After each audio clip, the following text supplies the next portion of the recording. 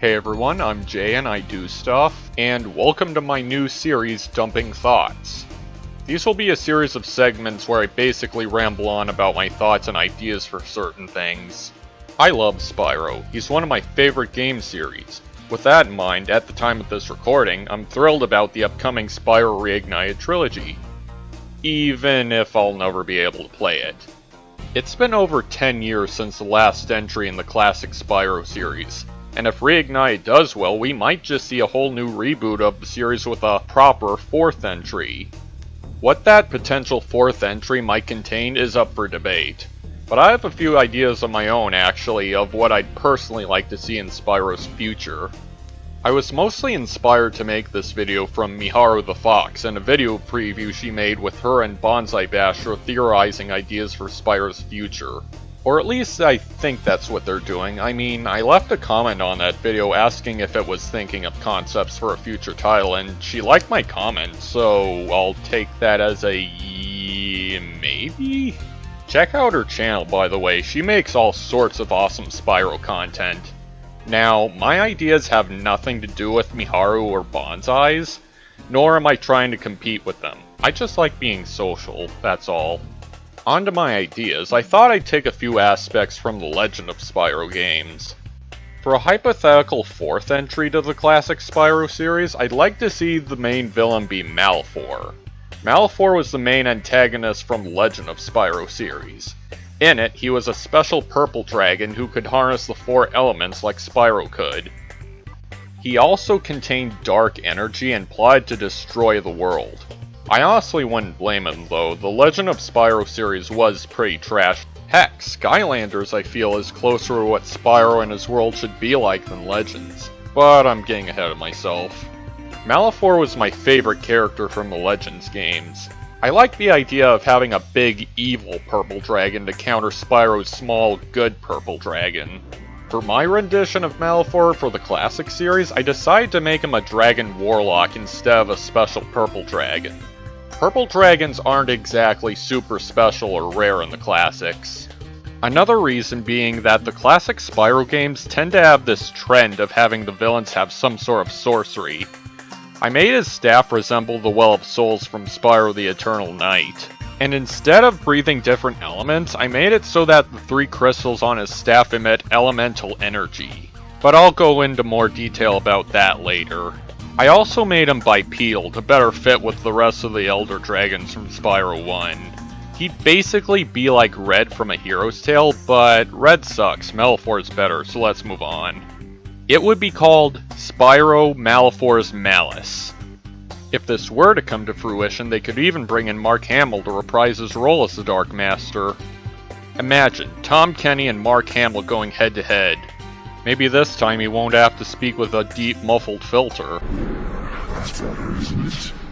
At least I do for you, son. After all, you've done so much for me. I'm finally peculiar how you've chosen to do many things. I can assure you, you free me, Spyro, and you open up. Here's a sample of his unedited voice to give you an idea. You've been told that I was the first of our kind, but I assure you, there have been many. Next, I'd like to talk about the enemies Malefor could use. In The Legend of Spyro Dawn of the Dragon, Malefor's army mainly consisted of these tree-like creatures called Grublins. They came in multiple variants. I redesigned a couple myself to better fit with the rest of the classic series. This is the smaller version. It can be flamed and charged.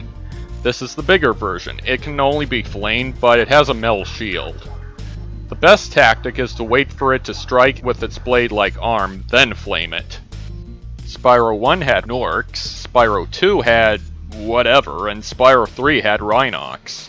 I think that Grublins would fit in line with the rest of the Spyro enemies if done right. It would be better than having those annoying baboons, apes. Now I'd like to talk about the story. Let me tell you a story. So long ago, Malefor was a dragon warlock bent on destroying the world with elemental and dark magic. But the Elder Dragon sealed him away in crystal, broke the dark gem that he wears around his neck, and scattered the 3 elemental crystals from his staff. Fast forward to years later, Malefor breaks free from his crystal prison somehow. He then brings darkness upon the realms and is bent on finding the 3 elemental crystals and resuming his malice. The Dragon Elders catch note of this and send Spyro to save the crystals and defeat Malefor. You know how in Spyro 1, Gnasty Gnorc finds a magic spell to turn gems into Gnorcs, and presumably turn all the dragons into crystal? What about this Gnasty Gnorc character? Now I understand he's found a magic spell to turn gems into warriors for his cause. What if that was the same spell the dragons used to seal away Malefor and that Gnasty's just stole it from them? Continuity! As for how Malefor gets free, you got me. I haven't quite figured that part out yet. Maybe Cinder comes along and frees him? I don't know. I'm kind of afraid that if they put Cinder into the classic series, that she'll be nothing but ship bait for Spyro. Look at the Legend of Spyro games. She was badass in A New Beginning, but in the Eternal Night and especially Dawn of the Dragon, she just felt like a forced love interest for Spyro to me. I love you. I don't really like that at all. Besides, Spyro belongs to Elora anyways. On to levels and progression, I have 2 ideas. One is that Spyro just travels through new worlds. The second is that he travels across abridged versions of all the realms across all 3 games. So he would go through the Dragon Realms from Spyro 1, the Avalar Realms from Spyro 2, and the Forgotten Realms from Spyro 3. And then Malefor's realms, which would be completely new. At the ends of each world, Spyro would come across one of the elemental crystals in Malefor. Before Spyro can reach, however, Malefor distracts him by creating a monster boss to fight. Then he gets away with the crystal. For the final boss with Malefor, he could use all the elemental crystals from his staff. He would use the ice crystal to create icicles or turn the arena into ice. The earth crystal he would use to create earthquakes and summon boulders and grublins to fight. For the electric crystal, he would use that move where he shoots electric balls in the air, kinda like Gulper the Sorceress. Now here's my favorite part. Alongside elemental magic, he could also use the same move Spyro can. He can fly, breathe fire, and even go on all 4s and charge with his horns. I feel like that would make for a pretty interesting boss fight. Toys for Bob, hire me. That about covers it for my thoughts on a potential new Spyro game.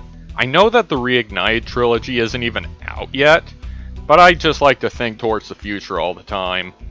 To be honest, I kinda like this idea of mine so much that if they don't do it, I might get a little salty. But I'll be fine if the game's good and the characters are how they're supposed to be.